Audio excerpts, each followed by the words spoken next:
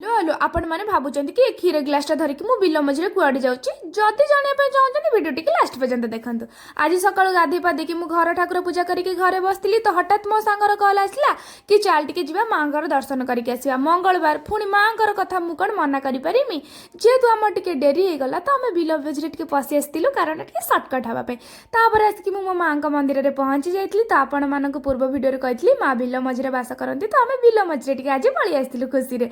तापर एठी माँकर दर्शन कर सारापर मन आत्मा प्राण सबू किछि शांति हो गला जेते दुख कष्ट थिला सबू किछि मेंटिगला। तापर नना एठी आसिक माँकर पूजा करने एठी जेतिक भी मानसिक करूछंती समस्त मानसिक पूरण होउछि आ माँ समस्त दुख शुणुचंती आ मोर जेतिक दुख कष्ट थिला मु एठी दीप लगे कि माँ पाखरे मो दुख कष्ट सबू शुणे देकी मो निज मन हल्का कर देथली कारण से होछि मो माँ मु ताको सब बेले मो दुख कहे। तापर आसला बेले आमे गुपचुप खाइम बुली मार्केट रे आसलु देखला बेलू मार्केट रे किछि नै पूरा सुनसान सबू भांगी रोजी के चोरमार हो जाइए आम झुंपुरी मार्केट एटा नुहम।